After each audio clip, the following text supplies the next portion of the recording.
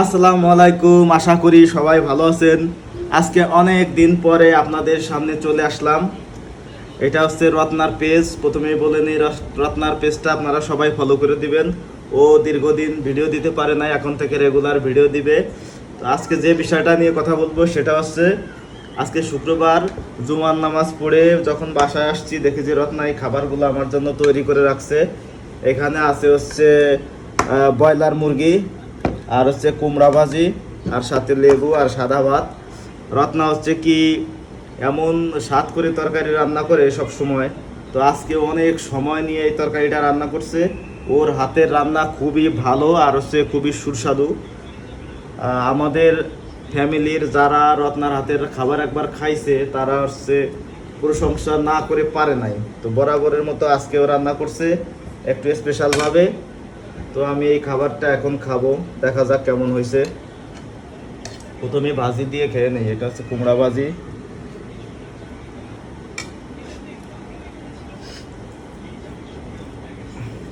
বিসমিল্লাহ। কুমড়া ভাজি দিয়ে খাওয়া শেষ, এখন নেব তরকারি। তরকারির কালারটা সেরকম হয়েছে। রত্নার একটা বিষয়, এই যে পিসগুলো, এই পিসগুলো একটু দেখাও।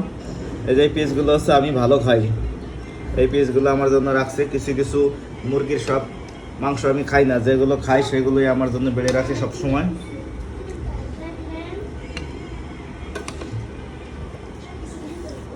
ভিতরে দিচ্ছে আলু।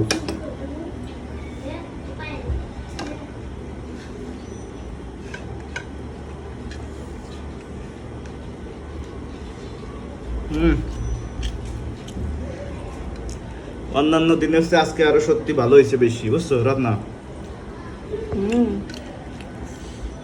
বেশি ভালো হয়েছে। না, আমি তো দেখলাম তুমি সেই মুরগি তো আইনে দিছি প্রায় সেই কয়টায়, সকাল 11টার দিক। এখন বাজে প্রায় 2:30। এখন তোমার রান্না শেষ হয়ে যাও। তরকারিটা খুবই মজা হয়েছে, তোমাকে অনেক অনেক ধন্যবাদ। রান্না শেষ হয়েছে এখন? আর হচ্ছে